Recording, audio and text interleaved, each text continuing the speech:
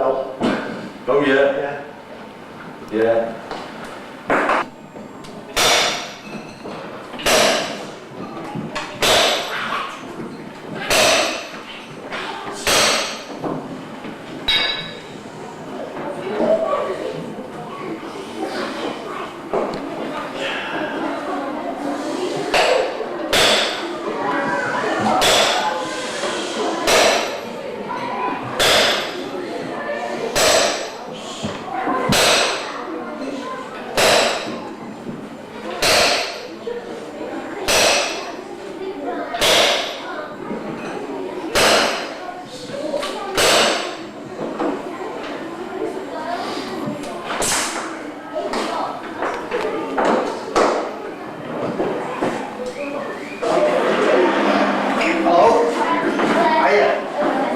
On top of the table there, please. Hello? Yeah, right. Go on, shove along, please, so we get plenty of options on there. Right, next lot along here, please. Right. Next lot, sitting on the people's...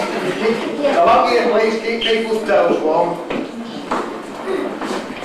That's it. Move your knees back, sit on the table, move your knees back so people can sit in front of you. That's the way. That's it. Right, when you guys jump onto that table behind you, ever so careful. Onto that table there. Hey, Spilly, go. Have you been breathing? Hey, Spilly, good. Right, folks up here, please. That's what I want you to do. What I want you to do is to sit on that table there.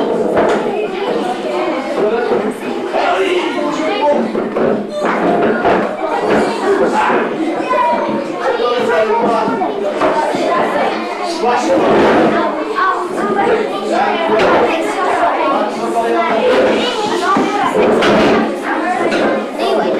Oh yes, if you're practicing, you sit at the table.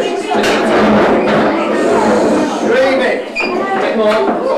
Some of the tables here. You've got to be careful when you're steering because otherwise you can block.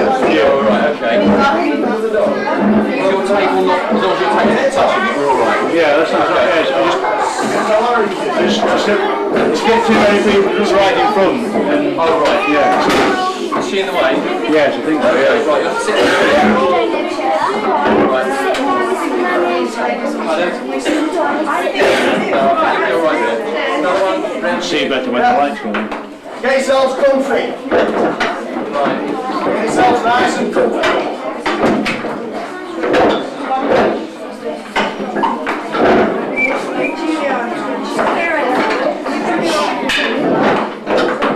Alright, so much for romance.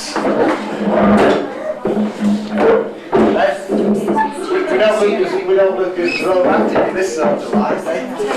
Right, so I've had to turn the lights on so that you can see all the tools that I'm going to show you. But the effect that you just walked into, just by candlelight, is how we had to work in total darkness, just by the light of candles. So if we want, we could soon end up with a blister or two on your thumb, like that.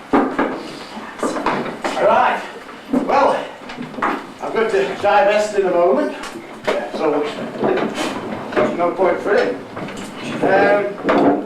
You're a lucky lot, you see, in the 20th century, aren't you? I mean, if it rains tomorrow, what do? You put your plastic jackets on, your nylon outfits, and away you go to the hills. This is all I've got, eh? I'm dressed as a miner of 200 years ago, and all I've got to keep myself dry is an old sack over my shoulder. But in actual fact, it's very, very effective. It is this sack because it soaks all the water up as it falls down, and then when the sack is saturated, you throw it off and put another one on. So it actually works quite well. So we'll get down to business. So where do you folks come from then? Norwich. Norwich? Yes. Ah, me darlings.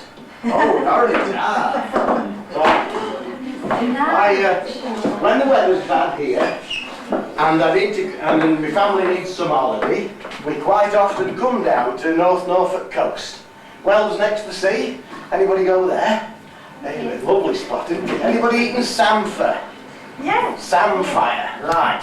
So I'll be talking a bit later about living off the land, and on the marshes above you can pick some little plants called glasswort or samphire, and it's quite nice, pickled in vinegar. So, Norwich and the Norfolk Broads and places like that. So we like to find out, really, don't we, by going to museums, what our grandfathers used to do for a living. And so down Norwich way, well, you'd be, well, further north to the coast, you'd be connected with the sea. And of course, Norwich was one of the most major towns in the Middle Ages. And of course, you had all the peat diggings, which then got flooded, and you call them the Norfolk Broads, but they were for digging peat out years ago. So it's very interesting to get down to local museums. And if you've got a heritage park near you, a place called Cockley Clay. Anybody been there? It's an old Iron Age fort where it's got the heads of all the vanquished warriors stuck on a pole outside. I seem to remember that down your way. So, your granddad's made a living at the peat diggings, and your granddad. Can you just keep it quiet? Can you keep it quiet, please? Right. Your granddad's made the living at the peat diggings.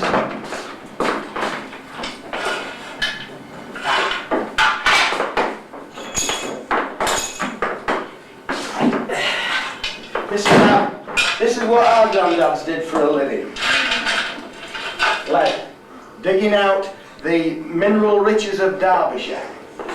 And this is what's kept our granddads in work ever since the time of the Romans. In fact, quite a long time before the Romans came, people were extracting lead out of our ground. And this is the stuff. This is the stuff. It looks like a metal, but in actual fact, that's how nature has made it. This is straight out of the ground. Have a feel of that, Neil. It's as heavy as lead. Got two hands. It's 7 times the weight of water, is that? And it's a combination of lead and sulphur.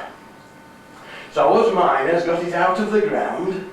Our wives and daughters trimmed it on the surface, and then it was taken to the hilltops to be roasted in early times. And on the hilltops they roasted it with coal and wood, drove off the sulphur, and then you ended up with the lead metal, which you might find on people's roofs or Castleton church roof. So that's the pure lead metal. But that's lead straight out the ground. We call that galena.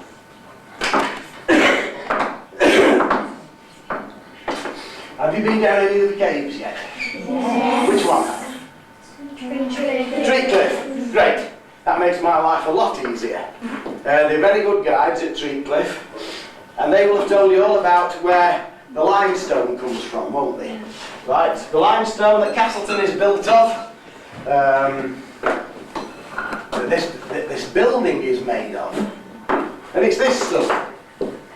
Second hardest rock in Britain, and as they said at Tree Cliff Cabin, it's just little fossils, isn't it, at the bottom of the sea.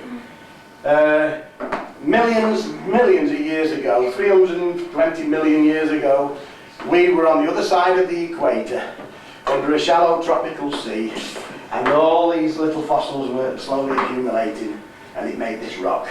By having another 2 miles of rock on top, compressing it down. And it made the calcium carbonate. That's what this stuff is. Calcium carbonate, very nice pure mineral. You could eat that, it's doing good. Well, in actual fact you do. So all these buildings around here are made of this calcium carbonate, and it's the second hardest rock in Britain. There's only granite in Cornwall and Scotland that's harder than this stuff, and as I say, it is just little sea creatures compressed on top of one another. Made the second hardest rock in Britain. And also, this is now the most important. Right, alright, well, do you want to come round here to see better, love? If you want, come round here and then your partner can see better. Alright, you sit down, that's it. From a money point of view, limestone that you're sitting in this building, what Castleton Village is made of, is the most important rock in Britain from a money point of view. Because 20 years ago it was coal, but we've done away with all coal mines now. So now it's limestone that's the most important rock in Britain. Because we use it for loads and loads of things. We use it for, like, the cement works. You see big chimney down there? You make cement from this stuff. You grind this stuff up very fine and you put it on your fields for agriculture. You grind it up very fine and you put it in your steel works for smelting steel. There's not enough calcium in white bread, so they up the calcium in white bread by putting powdered limestone in it, into the flour. What the corn that animals eat has a terrific amount of Derbyshire limestone going to it, into the animal food. It's quite good for you. It's got loads of calcium in it, you see. That's good for your bones, it's good for your teeth. So, and also your medicines. That has some limestone in. And your cosmetics. So, you know, the old temple down, that's all let down with limestone. Loads and loads of uses for limestone you'd never think of. And we've got a big mine down near Matlock where you go into an underground quarry and you fetch this stuff out. Oh, 99% pure, something like that. Wonderful stuff. I would say you could chew a bit of it, do you? Anyway, all this limestone was laid down in flat beds. But then, 280 million years ago, these beds slowly rose, made a dome. And the land surface cracked from east to west in a big series of cracks. And these cracks run for miles east to west. They're hundreds of feet deep, and that's only a few yards wide in places. But they were filled, these cracks were slowly filled from deep within the earth by all these minerals. So what have we got? It was like Mother Nature's chemical industry. Inside these big cracks, you get a layer of fluorspar, calcium fluoride, a vertical layer of barytes, barium sulfate, that's that pink stuff down there, and perhaps a smaller layer of lead sulfide. And so, inside these vertical cracks, these veins, it was, as I say, Mother Nature's chemical works, producing all these very pure chemicals which we've utilised over the years. Now, I'm dressed as a miner of about 200 years ago. This is all we'd be using, this is all the clothes that we'd be wearing 200 years ago, to go underground, to go mining. 200 years ago, all we wanted was that stuff, the lead. This other stuff here was rubbish, not worth a penny. In fact, this was a great hindrance, because to get ourselves through these tiny little mines, we had to bring a lot of this stuff out and then throw it on the surface as waste. Not worth a penny. And then, several generations later, the old miner's great-great-grandson drove into all these waste heaps on the surface with his JCB, loaded it onto a lorry, sent it off to Sheffield, and made wads out of all the hard work that his grandparents had done, and then thrown it away. See, in my day, 200 years ago, there was no chemical industries, so this was useless. Now, it's the other way around. It's this stuff that we want, and it's this that we don't really want. We don't want lead much not too much anymore, because we know that lead is not very good for our health. So we're doing away with lead in water pipe, we're doing away with lead in petrol as fast as we can. So these are the two chemicals, barium sulfate, calcium fluoride, that we really want nowadays. because of the rise of the chemical industry. Chemical from calcium fluoride. Should have used some of this after your tea tonight. What should you do after your tea? That's it, clean your teeth. Right. Just rattle your teeth a moment. Get your teeth a rattle, right? You're eating something now which is nearly all this stuff and this, mineral.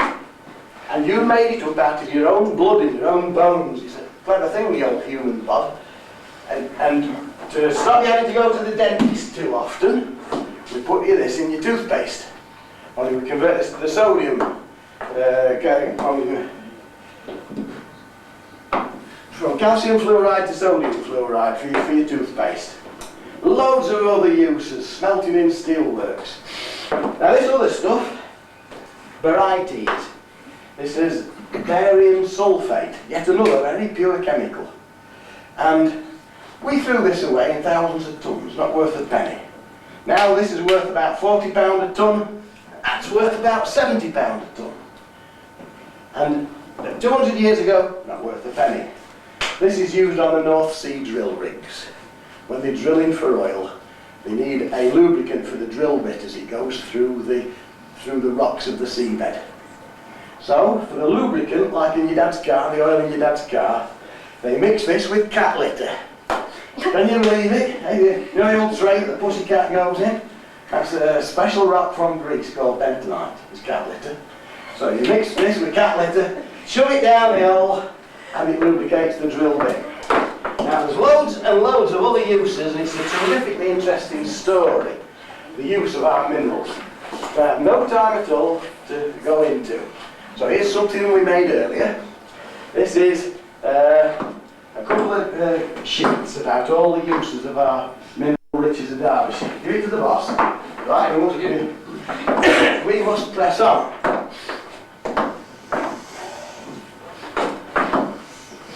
So, as I say, this is the stuff that we produced.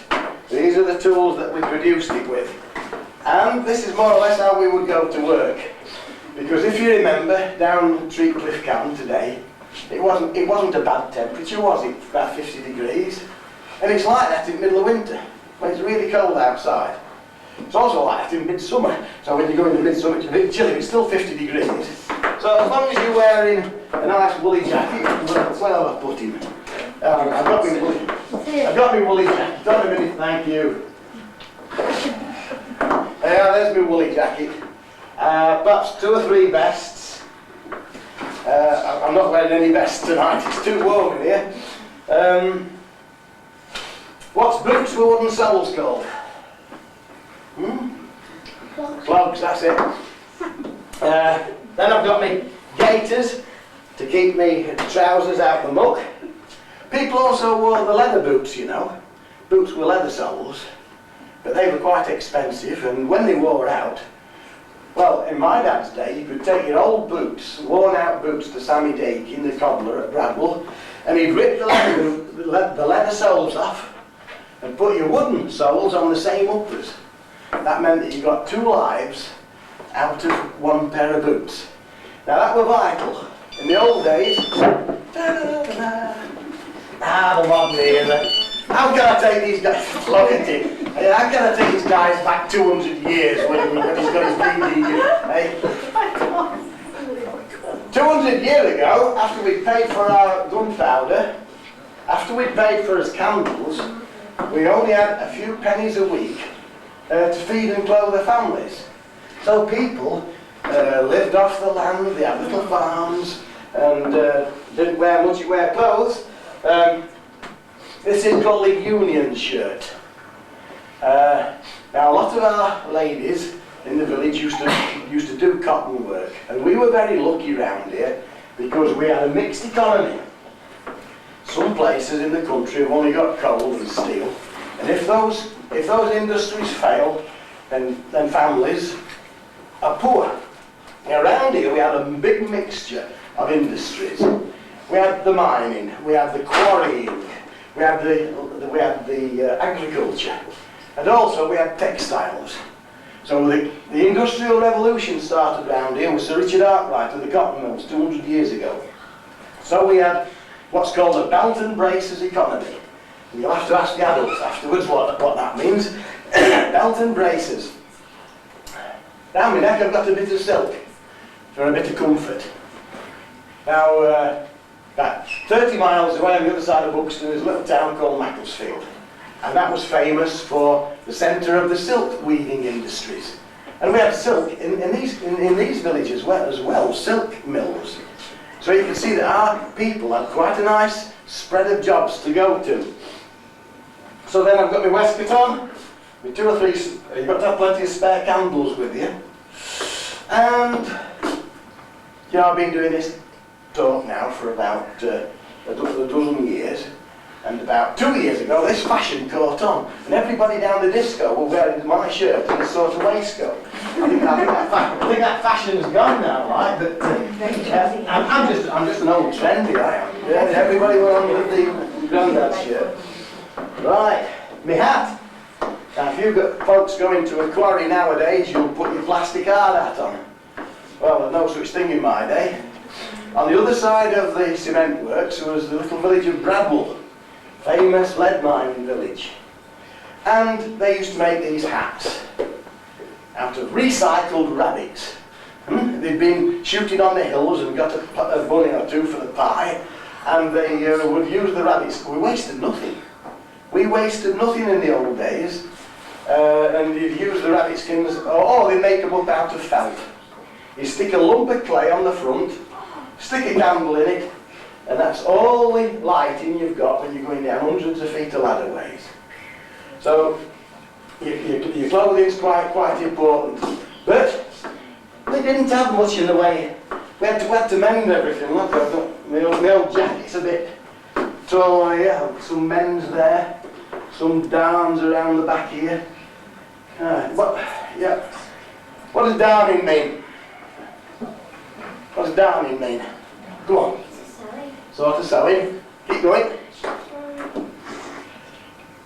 Now I'll tell you something now, that the adults are in the back room there are gobsmacked because you folks don't know what darning is. Because in our day, everybody's mum did darning. It's for your socks. Now, nylon socks have only been around for about 30 years. Before that, your socks were made out of cotton and wool, and didn't wear very long before they had a hole in the heel. And your ma, before tellies were invented, used to sit by the fire at night and get a wooden shape like a mushroom and put the sock over it, and there's the hole there. And then with a needle and wool, she would weave left to right, up and down. She would weave a pattern and close the hole in the sock. That is called darning. Nobody does it anymore. I've got one. Have you got a show us your sock? No! I've got a darning mushroom.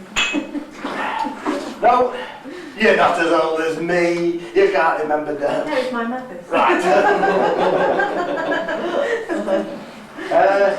Nowadays, your socks last a great length of time, much longer than the old days, because of the modern nylon materials, man-made materials. There's your nylon socks, and they're made from which is made from oil, man-made chemicals, and they last a lot longer than in the old days. So,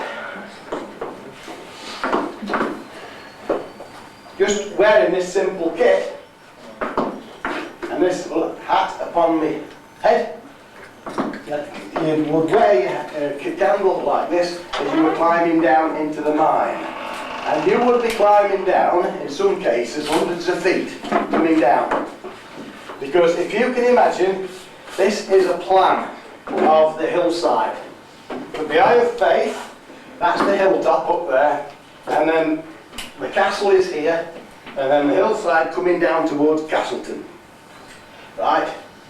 Now that hilltop is a flat plateau that goes for miles and miles, about 25 miles in that, with little valleys in between. But and all the limestone is, all the lead mines are in the limestone going south. As I say, in these big cracks going from east to west. And this is what one of the mines would have looked like, with shafts going down, levels off it, shafts going internally and levels off it, and then working all its dotted bit in between. And this is the mineral riches of Derbyshire. They'll possibly be working up there tomorrow with big drag lines getting the mineral out.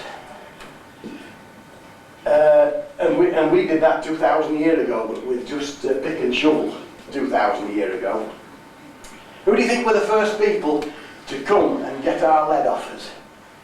Go on. The Romans? Romans, that's it. Yes, the Romans were a clean living lot, and they needed lead for plumb. This is a modern bit of pipe. The Romans needed our lead for plumbing. Then there's a little town called Buxton, 12 miles away, and there was Roman baths there, warm springs, and they used our lead to line these baths with. So that's one lot of invaders. Took our lead back onto the continent, pinched our lead off us. The next lot came from where northern Germany is now, the Saxons. After the Romans had left, about 400 years, then the Saxons came, and they were terrific miners. And they've got silver mines over there and all sorts of things. And they brought their customs with them, and they brought some of their mining techniques. And we use some of their laws today that the Saxons gave us over 1,000 years ago.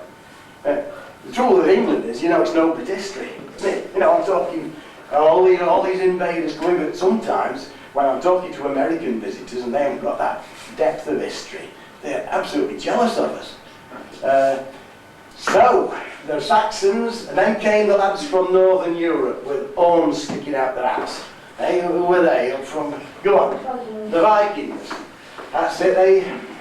They came from where Denmark is now, and perhaps Sweden, and they were after our lead a bit as well.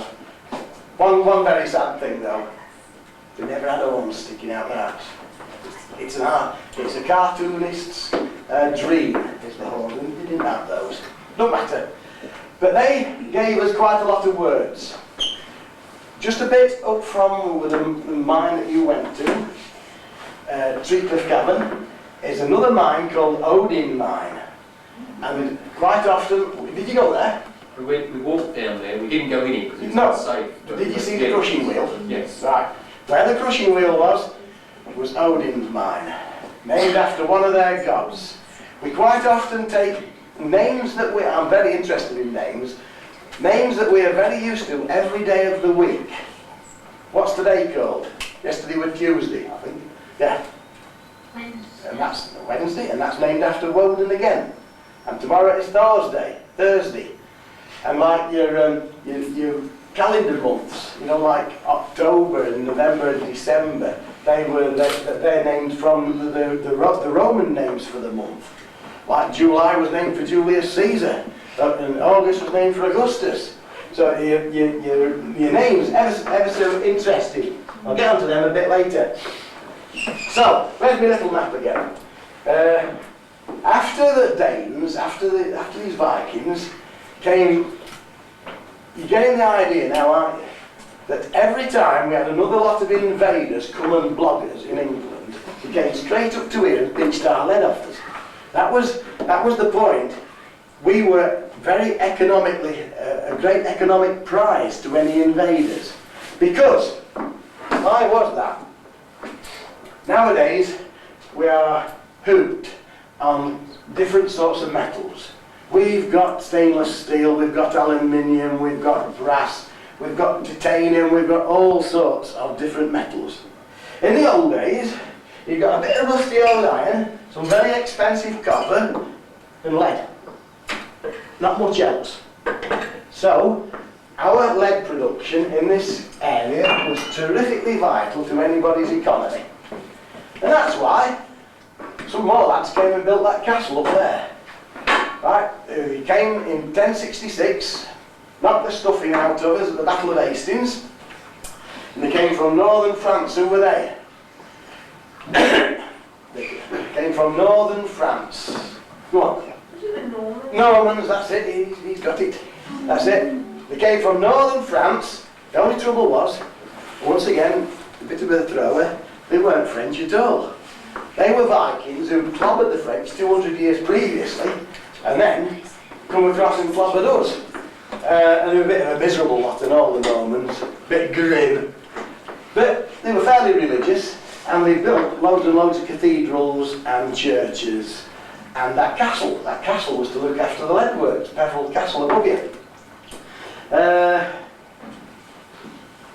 So they used all this lead for sheeting for the roofs, big, much thicker sheets than this.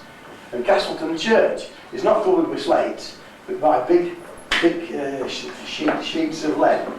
So as you can see, we've been clobbered all through the years by people, and we've taken our lead, and so the lead has, through the centuries, we've been mining, right through to my era of 200 years ago, when lead was still much sought after in the Industrial Revolution, when they were throwing up all the slums in the cities. Still need a lot of lead then. And right through to the present day. We're still mining lead out today, but we might not be at the end of next month, because after 2,500 years, the company that sorts all this out might be for shutting us down, which is a bit grim. Big international company called the Ports, and they can't see any future in it, which is rather sad, because we've got an unbroken lead production history of nearly 2,500 years. Anyway, this is the sort of kit that we got it out with.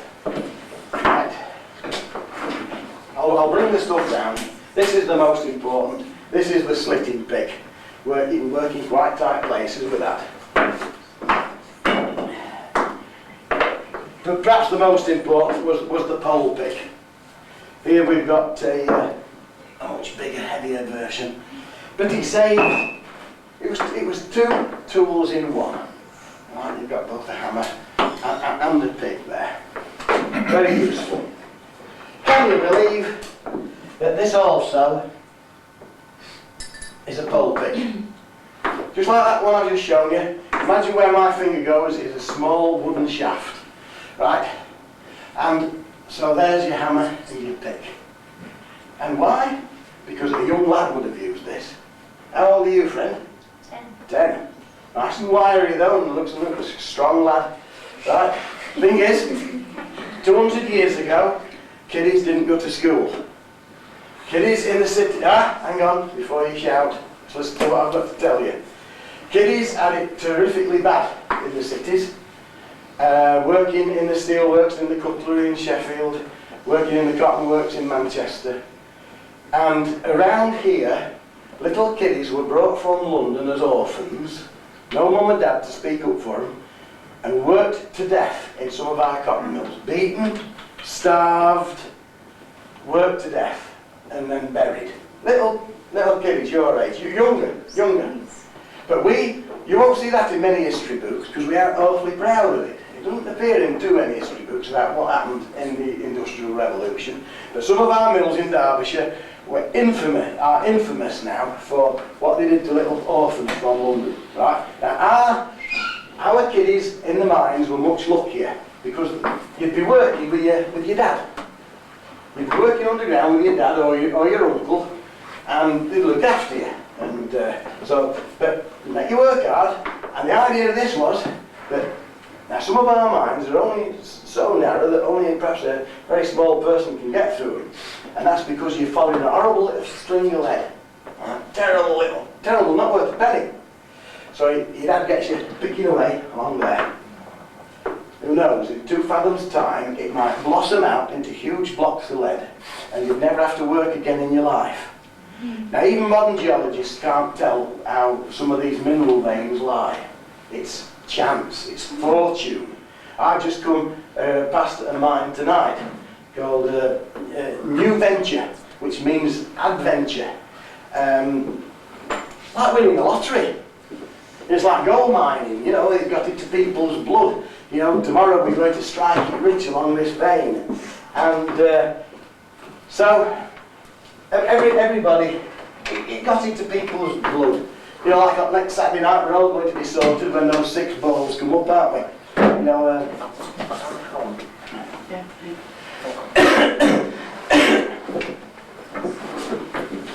So that's a bit, that's a game of chance, the lottery, and so was the lead mining. Also, our kiddies were taught a bit, because some of our people were quite religious. Have you heard of religious people called the Methodists? Methodist chapels, have you? And Wesleyans. Right, have you heard of another branch of religion called the Quakers? Yes. Oh, good. Right, not everybody does, because Quakers do very good work in the quiet. And 300 years ago, they were persecuted, the Quakers were not allowed to own any land. So the Quakers were very clever people, and they shoved all their money into industry. So you've heard of Clark's shoes, Rowntree's chocolate, Cadbury's chocolate, Lloyd's Bank, all these Quaker companies. They started off as being Quaker companies, and they believed in self-help. Me helping you, you helping me teaching you your numbers, you teaching me alphabet, something like that. So, because to make a plan like this, people had to know their numbers. We go down a mine near Matlock, where you can see where somebody's got a lump of clay.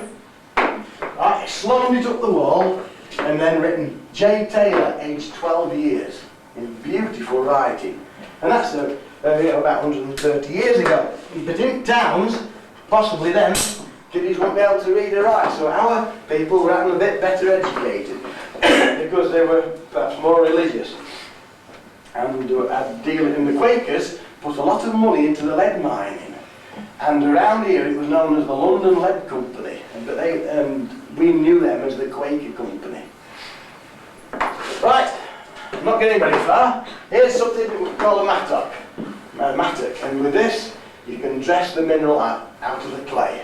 I found this in a mine at Bradwell. Now, if you sharpen that edge up really sharp, you can use it as an axe for trimming timber. And we took a lot of timber underground to make beams above our heads, and we stacked all the waste above our heads, because it was not profitable to bring the useless stuff out of the ground, so we stacked it on these beams above our heads. Here's a more modern axe found at Morstan Mine. You can hit that with a hammer, slit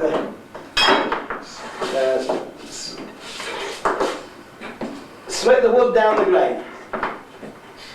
Now, underground we'd also need a lot of chain and a lot of rope for hauling.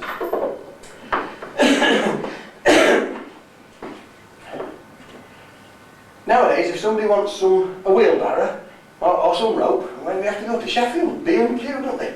Yes, to get a wheelbarrow or something like that.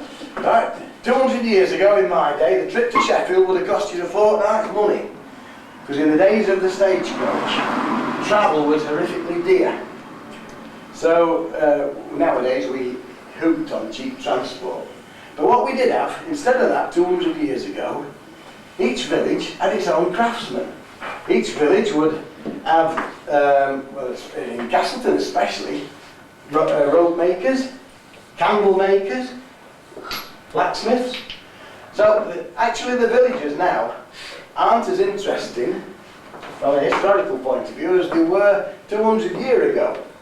If you were to walk out of here 200 years ago, say tomorrow morning 200 years ago, you could walk up into a huge cave entrance on the big Peveril Castle and see them making these ropes inside the cave entrance. A huge cave entrance with all the rope making machinery in. Now fortunately that's been restored, and there's still the machinery in there to make these up.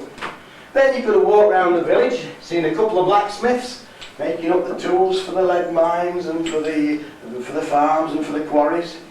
Then you could have walked up a road, on the Edale Road, and seen where the chandler is making the candles for the lead mines. Just by dipping in a frame of wicks and bringing it out, letting it cool. Dipping it in, bringing it out, letting it cool. And slowly he gets the candle to form. In fact, the miner calls this a tallow dip. So your villagers were quite a lot more interesting. You have a basket maker and a saddler making up all the harness for the farm horses. So, showing you most of the tools. When you're working in these narrow cracks in this mineral's quite soft. You can quite easily break it down with wedges and with picks, and hammer and wedge. So you can break it down, and then underground you try and trim it on a flat stone. We call this a knock stone because that's what you're going to do. You're going to beat it down. And put my lamp on so I can see what I'm doing. Right. So we would crush this stuff down, and all the waste, all the rubbish, we would stack on wooden beams above our heads. Because it's not worth taking waste outside. And the good stuff, we would load into a little box. Right. And then we'll push some more down. That's called a knockstone. This flat hammer is called a bucker, right? And you're trying to sort it out underground, purify it a bit, as much as possible.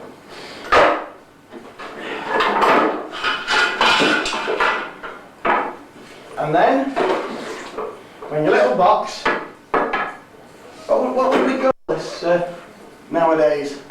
Toolbox? Basket? We had our own, toolbox.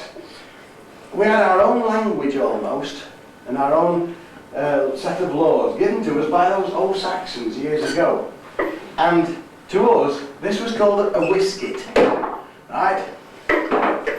The wooden beams that he made above his head, we call those stemples.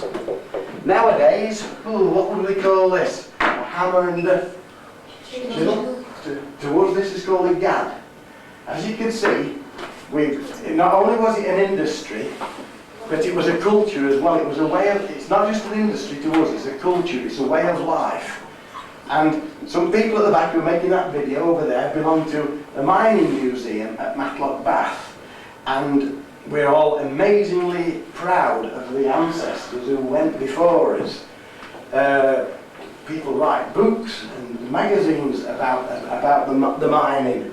And lots of people go underground down the old man's workings. We refer to the ancestor who's gone before us as the old man. Anyway, he's got his box full. He drags it underground along the level until he's at the bottom of the shaft, 30 feet above him up at daylight is his daughter. His daughter's working up on the surface. And she's working a little windlass.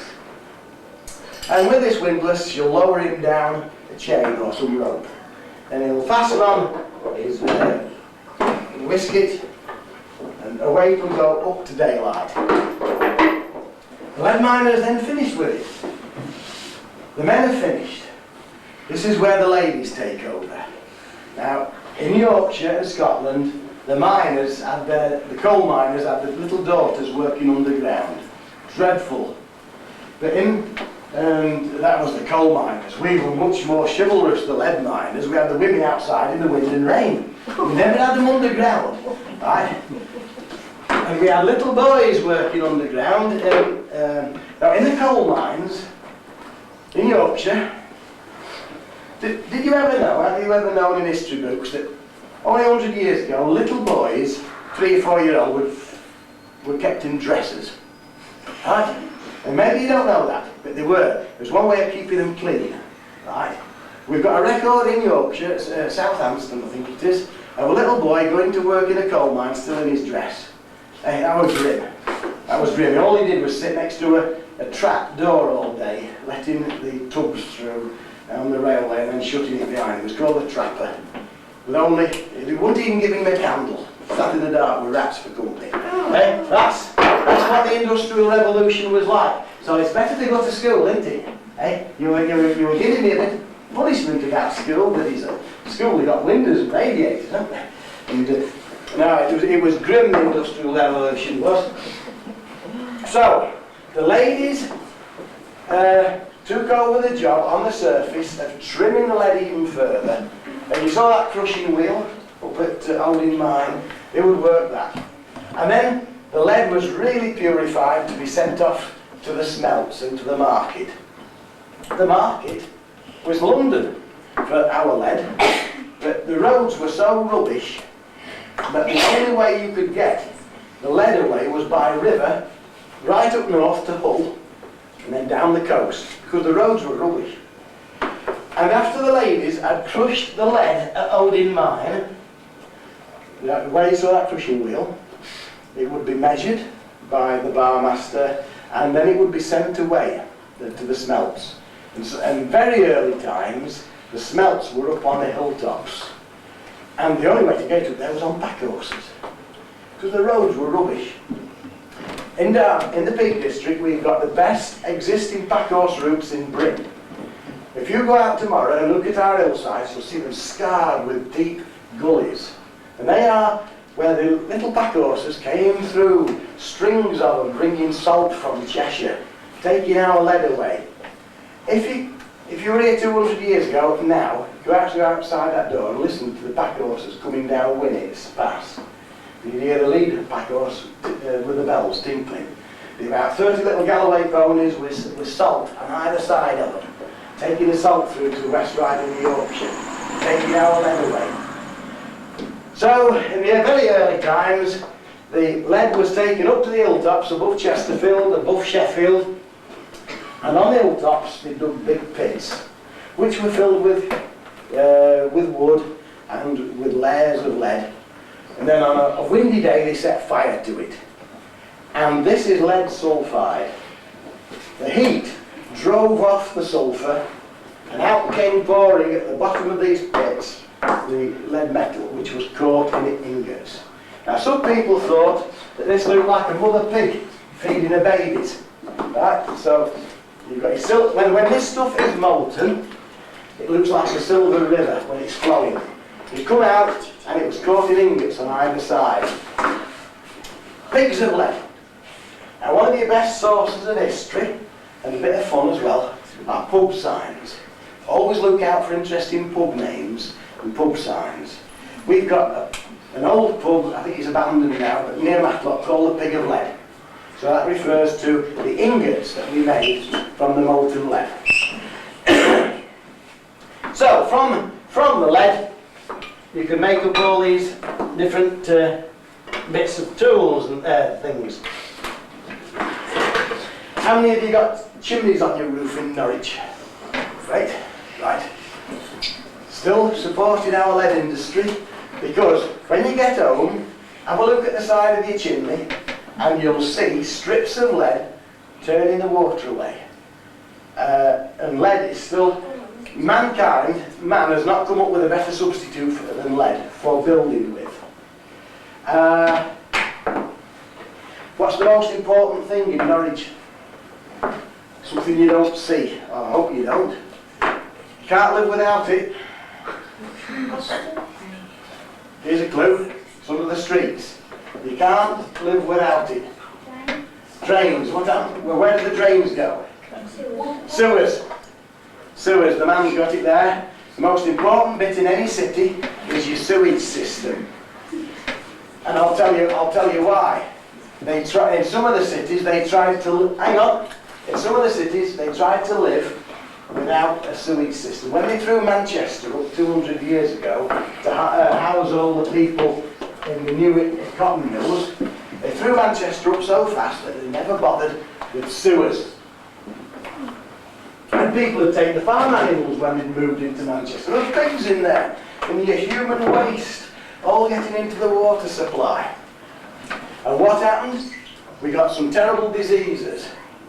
We got 150 years ago, thousands and thousands of people in England were killed by cholera. Now, that's a terrible disease, by waterborne disease, that you only hear in poor countries nowadays. But the Lord Mayor of Sheffield died of cholera. So when the posh folks start to die of a disease like that, they think, well, there's something wrong. So during the reign of Queen Victoria, they all got together and they started to build all the reservoirs in the mountains and dam the water. There's fresh rainwater up, and so we could have nice sweet water to drink. And that's when lead really came into its own. And then, instead of having tallow candles in people's houses, they started to have gas pipes from distilled coal, so you can have gas lighting. Still using lead as the piping. Even when electricity came into people's houses, we were still using lead for the outside. There's your two wires. You think, lead? But there's nothing else. Nowadays, we've got, you know, if your dad wants to do some plumbing, some electric work, he's off to B&Q again, isn't he? He gets his plumbing made out of copper or plastic. His electric work, he plugs in his sockets made out of plastic, he pays for it in plastic. Hey, who would have thought 30 years or 40 years ago we'd been paying with plastic money? But in the old days, they were still using lead sheath on the outside of house wiring. Look at that plumbing. He's the man, the plumber is the man who comes and fixes your central heating, isn't he? Right? He comes and fixes your washing machine, the plumber. Do you know where he gets his name from? The Roman word for lead is plumbum. Can you believe? Plumbum is where the plumber's name comes from the Roman word for lead. So we've got through the mining and for the utilisation of the lead, but we've got one or two other things to talk about.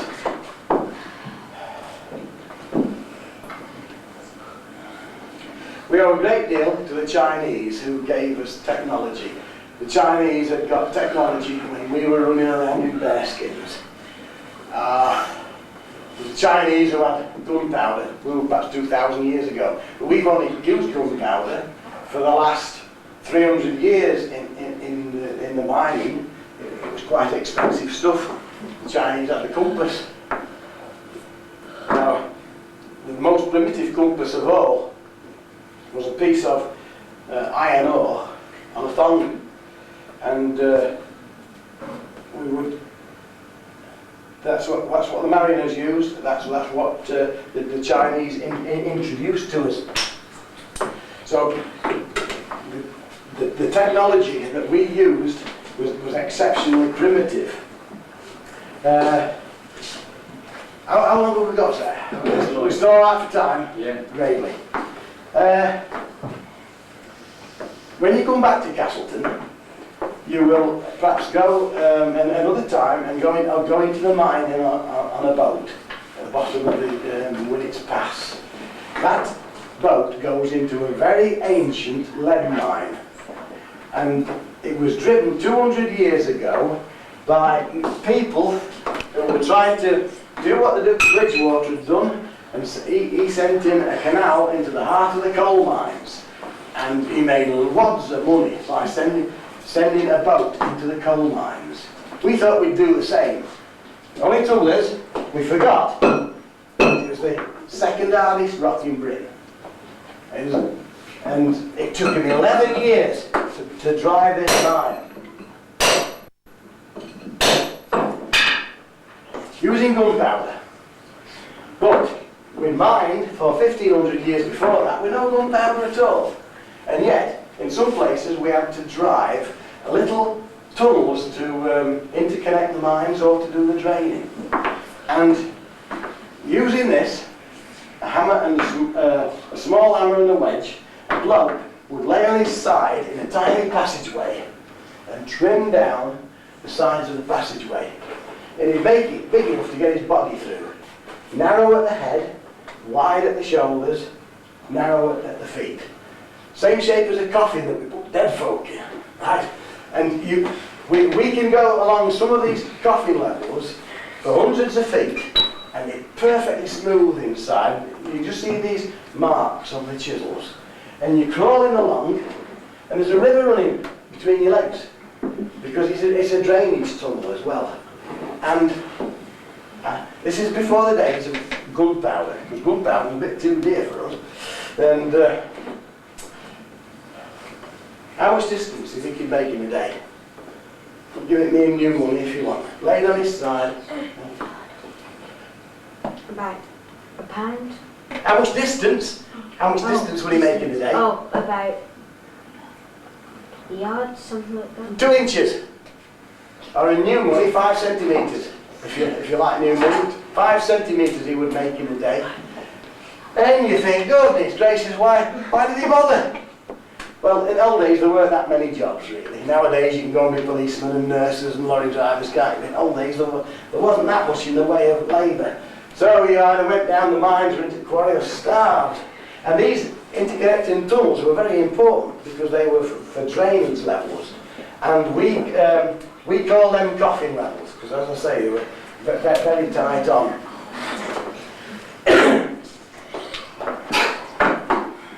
So, we've got this tunnel at the bottom of the Winnets Pass called the Speedwell Mine. It's big enough. Tomorrow there will be 20 people going along in a boat because it's a show mine. And so it's a big tunnel. And how did they drive it? Well, they were using gunpowder by then. We started using gunpowder about 300 years ago. So they would drill about 16 holes, fill them with gunpowder, set it off. So there'd be 2 men and a lad set off on the shift. Right. And say the tunnel is half drilled, it's about 1/4 mile long. They'd walk along this passageway, they'd come to a blank wall, and they'd have to start drilling, right?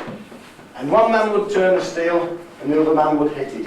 To make the hole, they put the gunpowder in. So, one man's turning the steel, the other man's hitting it.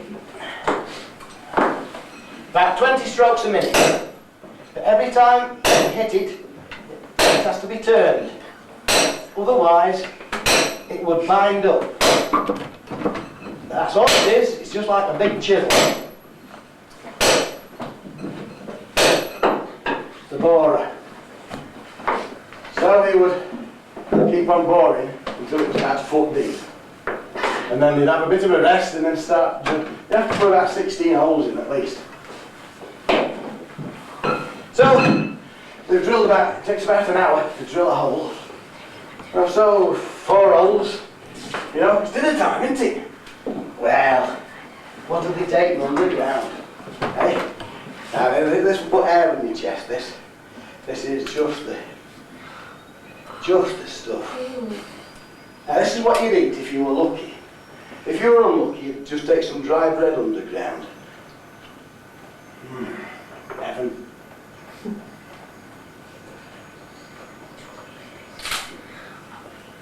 We were very fortunate around here because we've lived around here for thousands of years. And when the land was cleared, we had a share in it because we all helped to clear the land, so therefore we shared the land amongst us. So everybody, well, fortunately most of the miners have got a little farm as well. So that was brilliant. A farm was quite important. If the price of lead fell, your farm would still feed your family, fill your belly. Very important that. The blokes who went coal mining to Barnsley 200 years ago, they might have made good money underground, but they had no land. If there was a strike or a lockout at Barnsley in the coal mines, their families starved. They went without grub for days. We were much luckier than that. And also, we lived off the land as well. People used to get nettles and boil nettles up in spring and make them into nettle beer, or you could make vegetable, boil it up and eat boiled nettles. I'm just saying about Samford, where you live, on the North Norfolk coast. People used to live off nature. Now around here, the weather is generally quite bad, and you can't get wheat to grow. So people couldn't have bread much, because the wheat wouldn't grow. But they could grow oats. Anybody make porridge on a Sunday morning? Stir your oat porridge up? There's me and you, isn't there? Me and you. Anybody heard of Quaker oats? That's the Quaker company again, isn't it? And the little, you know the toys that kids play with nowadays. Anyone heard of Fisher-Price toys? That also is the Quaker company. Anyway, we grew oats in the fields, and then you could make porridge with it, or you could make little flat pancakes called oat cakes. And then, anybody want to try some? Hey, there. Right. My man's not so keen. Yeah. Now don't look at it, just eat it. Right. You're not having any trouble, because there you have enough. Don't look at it, eat it. Yeah. Always save the last bit for yourself. Watch that. Alright. What is that?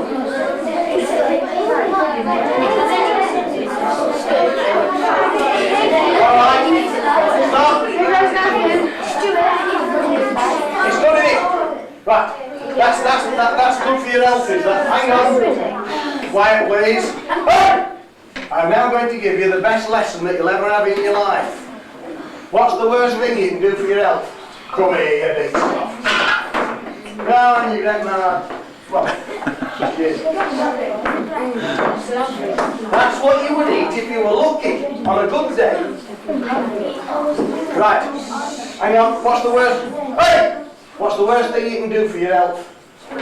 Smoking. I'm going to give you the best lesson now that you'll ever have in your life. How do you save £20 a week? Never have the first cigarette. If you never have the first cigarette, you will save £20 a week for the rest of your life. You'll also save your lives in the process. I'm old enough now to have lost about 6 mates from smoking and drinking. 6 foot underground in a wooden overcoat. And smoking is terrifically addictive, so people who try to give up smoking go through all sorts of grimness trying to give over. And about 6 years ago I had a terrific run-in with pneumonia. And if I'd have been a smoker then, you wouldn't be having this talk now, because I'd be 6 foot under as well.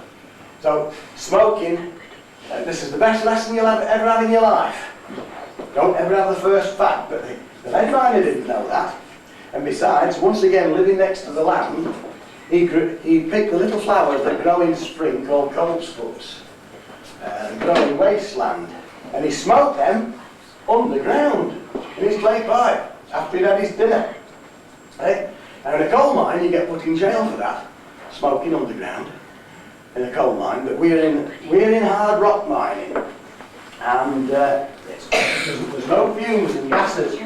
So you'd have a pipe of tobacco underground after you'd had your dinner, after you'd had your black pudding and your oat cake. Isn't it good, that black pudding?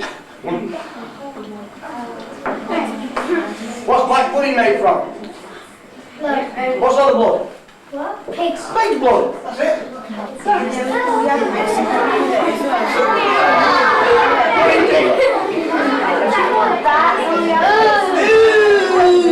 Alright, hang on a minute. Pig's blood. I've got, yeah. I just ate. Right, I'm going to tell you another story. Hang on. Everybody has a good laugh about Piggy. Hang on. Quiet! Everybody has a laugh about Piggy, but he was the one creature that kept families alive 200 years ago. Every family in the towns even had a pig. And it was the little girl's job to look after Piggy. And Piggy is a very lovable animal. And the little girls used to go along the hedgerows and pick all the herbs and the dandelions to feed to Piggy. And he's the most intelligent animal as well. He can knock the spots off any dog when it comes to intelligence tests. I don't know if they've done it with chimpanzees yet, but a pig is the most intelligent and quite an affectionate animal. And when Piggy was fat enough and it came day for throat cut, there was tears everywhere. These were adults, all right? But it was the Piggy that kept the families going. And they fed these pigs until they were so fat they couldn't see out their eyes. Because it wasn't the lean meat, it was the fat on the pig, which the people really wanted. Because if you have a nice plate full of good fatty bacon in the morning, it will last you while dinner, while you're doing all this drilling. Just imagine somebody from Castleton, a miner, he sets out from Castleton at dawn, he turns a field of hay in his farm, he milks his cow, he feeds his pig, he walks 2 miles onto the top there to his mine, changes into his clothes, and then goes down 60 feet, down a ladderway, along another half-mile passageway, and then starts work. He won't do that on a bowl of Kellogg's. No way. He'd fall over faint from lack of food. Fatty bacon. Bit of gut behind you. Right. So they've had the dinner. They've drilled. After about 2 shifts, they will have drilled 16 holes. And so the most dangerous job comes about of all then, the shot firing. So this is where we use there's gunpowder and plenty of clay. So he skirts out his waste rock. Should use a cruncher for this, but I've lost my cruncher at the moment. And then he loads in his black powder. Good stuff this.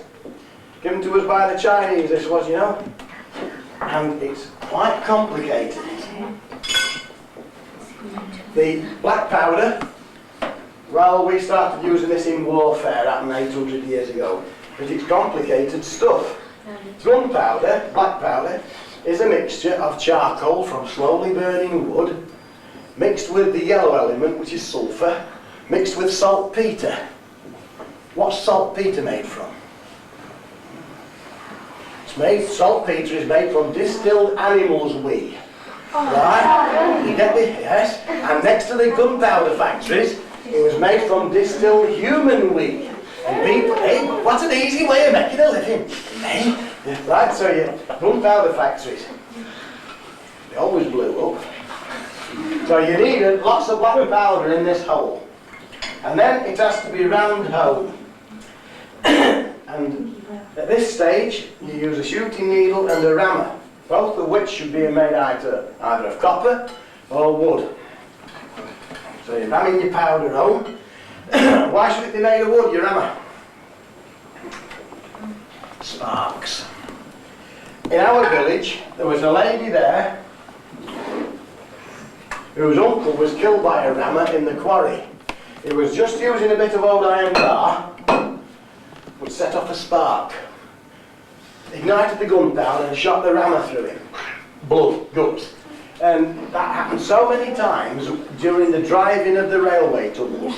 And all it needed, you know, if you're doing anything, you've got to do it right. So all it needed was a bit of a wooden rammer. So then, you put in a copper shooting needle, and you stem clay all around it. This is where we get to play with mud pies and get paid for it. So you put clay all around.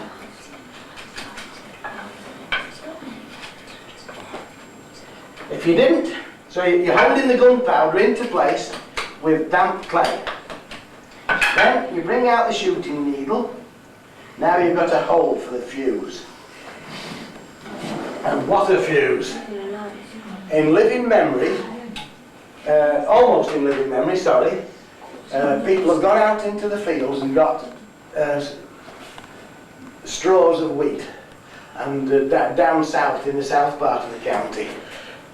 But you could use a bit of elderberry twig. In the old days, lads used to make pea shooters by getting a red hot wire and boring the middle through a piece of elderberry twig.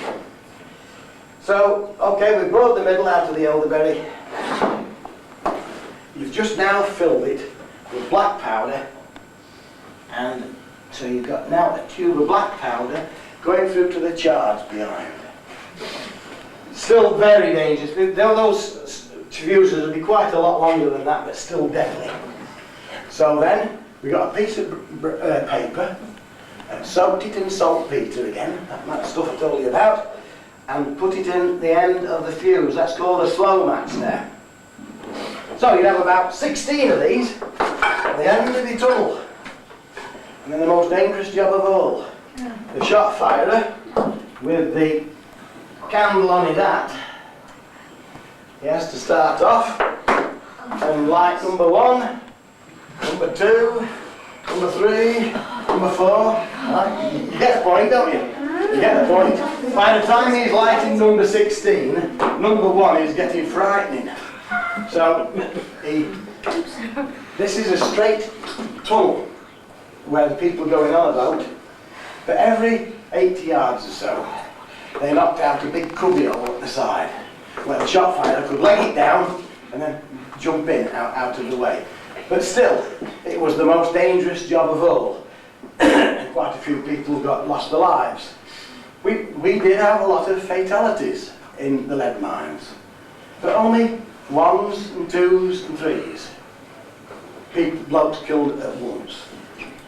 In Barnsley, 260 men and boys drowned, 300 men and boys blown up all at once in the coal mines.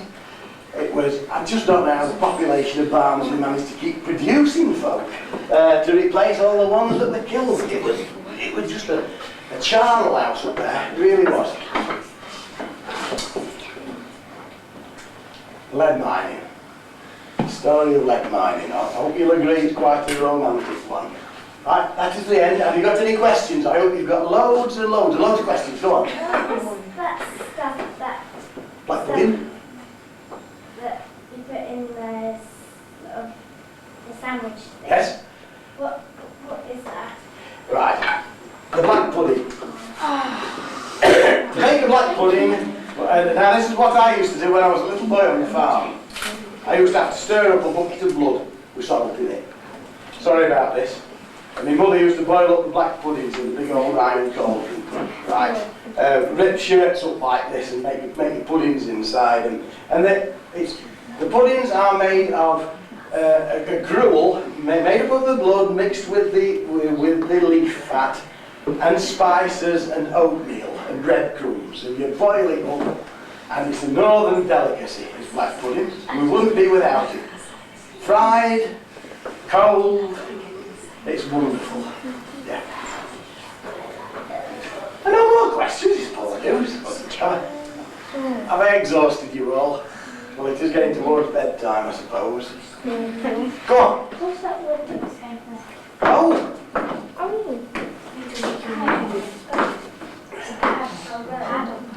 No, I'm joking. Shovel. I'm joking, it's a shovel. Oh. It's a shovel. Thank you for reminding me.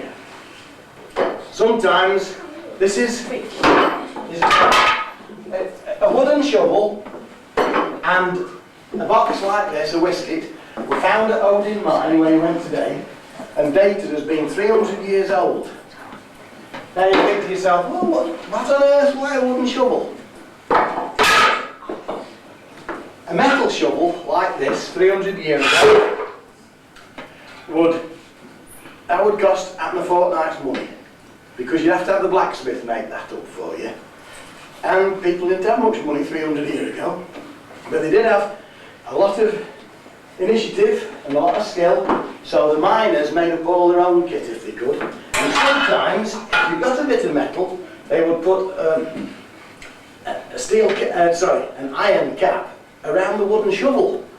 And quite proud of this. On the burnt in, there are the initials HE. And that was a man called Bert Eyre who discovered the mine that he went down today. He was lowered down in a chain, on a chain in the 1920s, I think, and discovered all those pretty caverns that he went in. Go on. How much money did you earn?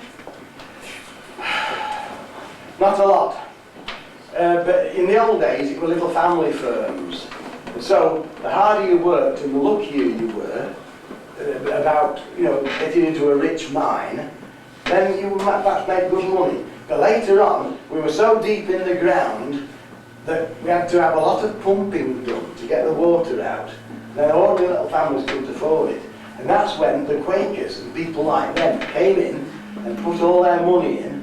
But then you had to work in gangs on shifts and as contractors after that. Oh, Are your clogs heavy? Yeah, a bit. But a wonderful thing about them is that they've got a wooden sole, and that wooden sole insulates you in the winter, and you don't get the cold coming up through the ground, making your feet cold so much. Oh, What sort of clothing would the women wear? that is terrific. Where you've been today, at Odin Mine, the wind that draws through Gough and comes howling down the valley there. And the ladies were working there, and they reckon they were wearing 3 or 4 petticoats, men's clothes, one on top of another, and then a hat and then a scarf. In fact, we've got a picture of them. You know, these poor ladies having to work up. Go on. Do you know if any of your ancestors worked in the mines? No, my ancestors had more sense. They were farmers, my ancestors. But I belong to the same mining society as these folks at the back, and we go underground as a hobby. Look at all some terrific workings. Go on. What kind of things are we twigs in? Thank you very much. This is after he's swept his, crushed all his lead down. You can sweep it as a little brush. And all it's made of is heather. Now, my great-granddad used to cut heather up on the moors to pack millstones in when they were being sent abroad. People above Sheffield used to cut heather to make, have you seen the old witch's brooms called the besoms? Right? There was a man up on the Sheffield Road who used to make besoms for a living. People had to do anything to make a shilling to keep their families in old days. Yes, sir. Do you know anything called stalagmites and stalactites? Now, you've been told that today. Now, I'll tell you one thing. The old lead miner wasn't as pure as we think. He would do anything to make a living. If he was alive today, he would be a cross between a second-hand car salesman and a scrap dealer, we reckon. He ducked, he died, he wheeled, he dealed. Just to get a few pennies to keep his family. If he broke into a cavern where there was lovely stalactites, quite often he'd saw them off and sell them to visitors. Ooh, sacrilege, but that's what, and sell them to museums. Go on. My mum said that Quakers are American. Is that? Yes, they are in America, but they were also here. I mean, the religious people had to go to America to escape persecution here a bit. Oh, yes, there are Quakers in America. Pittsburgh. Go on. What's that metaphor that is in the rhymes today? Oh, this. Thank you. This is called plug and feather. This is what quarrymen and miners use if they want to split a piece of stone without explosives. You drill in a deep hole, and then you put in, this is a system of wedges. You put in the 2 outside wedges, and then you drive the middle one in. But you don't need a line of these, perhaps 3 or 4 wedges, 3 or 4 plug and feather, and you would split the stone. And this is still used in the quarries and in the slate mines in North Wales, because when you explode a piece of rock with gunpowder, it sometimes puts cracks into it. And if you wanted to make a fireplace, you don't want stone with any cracks in it at all. How many hours a day do they work? Another good one. If they were working in water, perhaps they would only work 6 hours or less. But you remember when I said that we were laying on the sides and driving the passageway with a little thing, a little chisel? The way that they could help themselves a bit was by taking some sticks and bones underground and some paper, and after they finished work, setting a fire to try and crack the rock. And if you set a fire underground, you've got to come out because of fumes quick, or it'll choke you. So at 4 o'clock in the afternoon, that was the end of mineral time. Everybody had to finish work then, because other men were setting fires. You haven't had one? Go on. Well, that's like doorknob thing. Oh, this. Ooh, very heavy pipe. Sometimes sometimes with decorative lead work, you put lead sheet down the side of the door and the window, and you set lead buttons to hold the lead sheet on. This is in building. But, alright. You know nowadays when people do welding, and somebody had to do, that's two pieces of pipe joined together. And the way they did it in the old days, that's a white joint. And that's what you wiped it with. It's somebody's pair of moleskin trousers, it's that. That is moleskin. And you get some molten lead and some tallow candle, and you wipe it. This is called a white joint. It's very, very skilled. Nowadays people just use copper piping, which is a lot easier. Go ahead, we better boss. When you said about ducking and diving, is it true you fought on both sides in the Civil War? Hey, we started now, aren't we?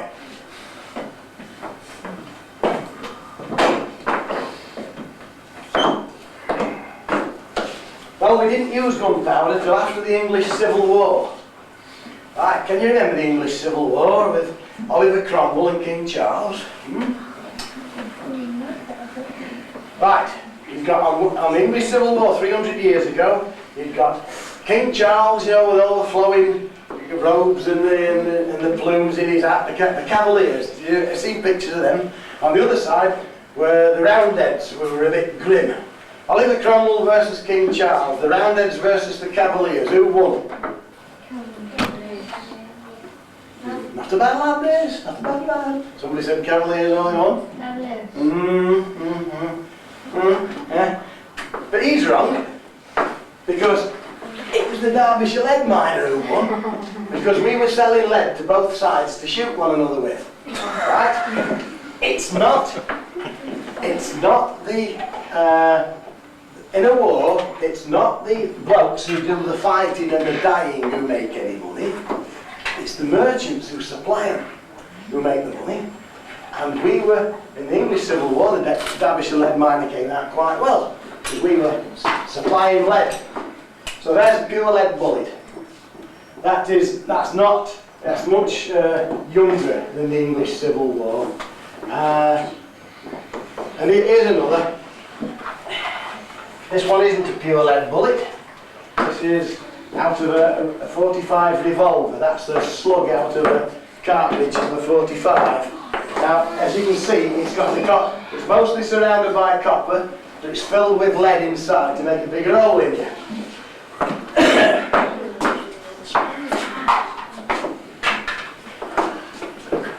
Oh, he's had a question. How many people died here? Well, not many. But if they did, they did.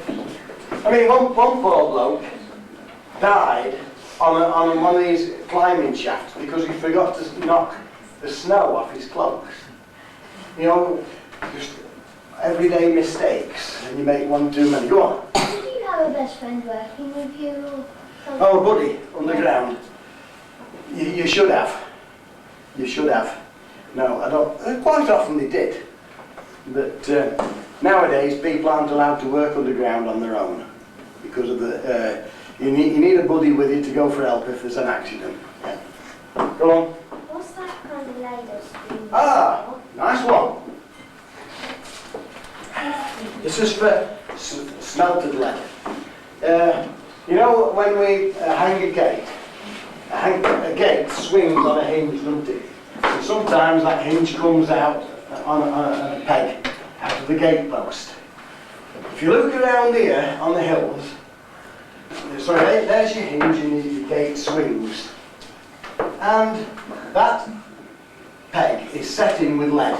And the way you do it, you drill a hole into the gate post, make a little cup of clay, and then cut some of this lead up, smelt it over a little fire, and team it in. So this is called a teamer. It's our word for pour. You pour the lead in, and you set the hook. Hey, you've had plenty. Right, I think we better pack up, guys. How's the time? Yeah, I think it probably is about time. Just tell them, we used to do the candles as well. You used to... Used to eat the candles. Oh, right. Yes. Oh, That's I. horrible black pudding stuff. You used to eat the That, candles then. yes. As I say, the candles were made from animal fat. Sometime, when you're on holiday in the Midlands, we've got some amazing open-air museums. Has anyone been to the Black Country Museum? Anyone been to Ironbridge? Right, don't worry about it. What I'm telling you is there's some amazing open-air museums, and we've got a good one down at back at Bath too, with a mine you can go in, and lots of interesting things to see. And these ones in the Midlands are where there's lots of people like myself showing you how they used to do the trade. So there's the plumber showing you how you could beat lead into all sorts of shapes. And there's the chandler there, and he's showing you how you make the candles out of dipping these wicks into animal fat and bringing them out, and slowly the candle got thicker and thicker. It's a poor one, is this? It got thicker and thicker. And you could see pictures of when they went down to work in Cornwall, down these huge deep mines with sheaves of these candles underground you, as you would climb down the ladderways. The beauty was, if there was a collapse and you were stuck underground, you could eat your candles, because they were made out of animal fat. In fact, I interviewed an old gentleman at Worksworth as a young lad when he started work underground, at the age of about 10 or 12. They used to snap the outside of the candles off and eat it before dinner. Because he was only a light eater. Boom, boom! It's too late at night. Do we say a big thank you? Yes. Thank you.